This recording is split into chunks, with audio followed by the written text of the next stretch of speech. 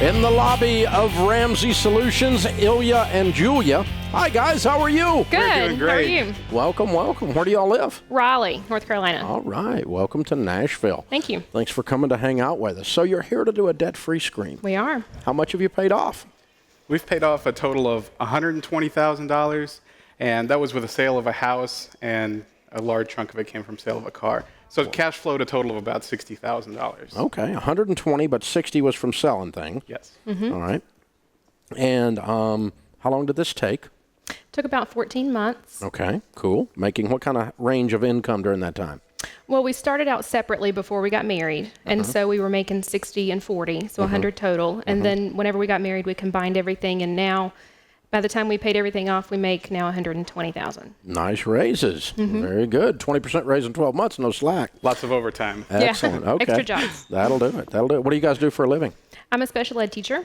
And I am a project manager for an air emissions testing company. Ah, very cool. Good for you guys. So you got married 14 months ago or when? July, over the summer. 8 months ago. So you 8 months started ago. working on this 6 Before. months before, and then 8 months later, after being married, finish it up. Yep. All right. Very cool. So tell me the story. How did this all happen? We began before we got married, and I read your book. My parents gave it to me probably 5-6 years ago. I was maybe 21, and I opened it up, and I read the whole thing, and I thought, well, this guy doesn't know what he's talking about. I see how others live around me. I'm not going to do what he tells us to do.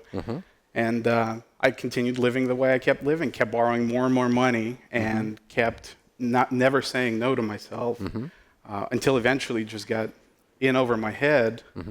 And I actually, what really prompted me to begin your program is reading Dr. Stanley's book, Millionaire Next Door. And I read it, and all of a sudden, everything I read in your book years prior clicked, and I reread it again, and after that, it was on. So when a book full of research about how people become millionaires and their habits lined up with what you had heard me say before, all of a sudden maybe I was okay. I got it. That's cool. Hey, it's a good way to do it. I like it. So how old are you guys? I'm 29, and Julia's right around there. Yeah. Close enough. Yeah. Close enough. 29 and right around there. So how did this conversation take place that you guys were going to work on this together before and after marriage? How did this, whose idea? Tell me how this story unfolded. Well, Ilya had said, that he had read your book previously, and so he introduced me to you. Okay. And shared the book with me, and so I read it and agreed to get on board. I had already had a budget and was doing some things, but wasn't really doing everything I needed to do. Gave you some fine tuning then. Exactly. Okay, and gave you common language to work on it in your engagement period during your pre-marriage counseling and all that kind of stuff. Very cool. And Julia was really my rock throughout this process, even though I started the program and I was the one that was really gung-ho and excited about it. I am a weird combination of nerd and free spirit. So Yes. very hard to control your money when you're that way. Yeah, I got you. Okay, very cool. So what's the house that sold? It was my condo. We both owned properties separately, and so when we got engaged, I moved in with him, and we sold my condo. Gotcha. And what did your condo sell for? It was around 50. Okay. Yeah. All right. And that took care of that. And then and you sold a big car. Well, it was a little car, just really expensive. Okay. Oh, an expensive car. Okay. And what was it? And what? It was a 2008 BMW M3. Ooh. Ooh. Yeah. 8-liter V8, naturally aspirated. They don't make them like that anymore. I'm thinking this was Ilya's car, yeah. It was. Maybe. Yeah. Well, it's good for him to get rid of the other woman before you get married, right? That's right. Oh, man. Yeah, he was in love, I could tell. Yeah. He was, still is. Well, the good news is that you married a real man because he put his family and his wife above stuff, and you can get stuff later, and you can have nice things.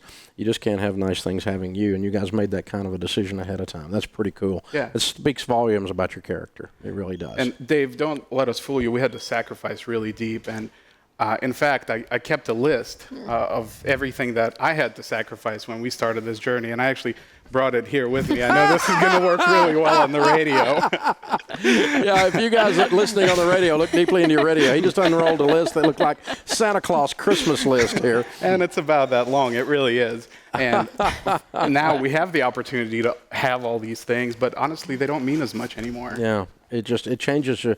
It's weird when you can afford them, you don't want them as much because you know what they really cost by then. Right. And that throws you a curve on buying things. So, well, very cool, you guys.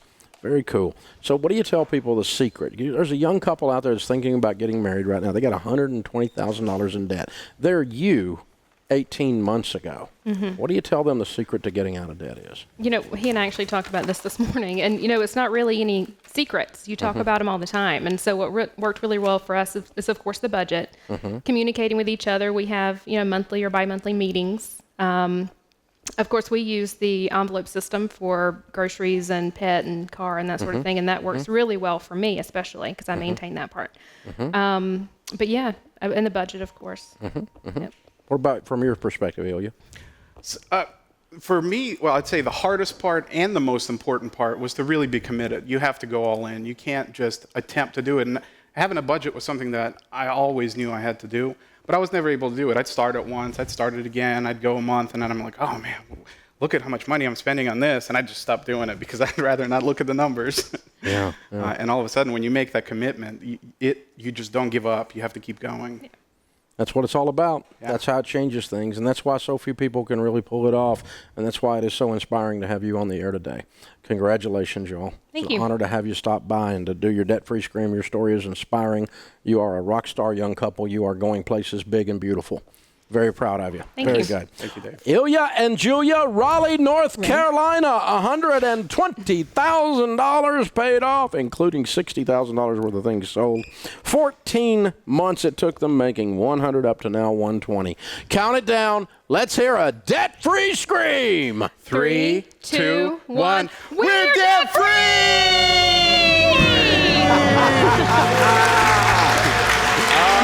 and the crowd goes wild. I love it. Congratulations, you guys. Very, very, very well done. Hey guys, thanks for watching. If you enjoyed this video, click the subscribe button to get the latest content and check out these other great clips from the show. So you have to break the cycle. You have to flip this thing on its head and make it behave. You've got to get so fired up and wired up that your broke friends think you've lost your mind.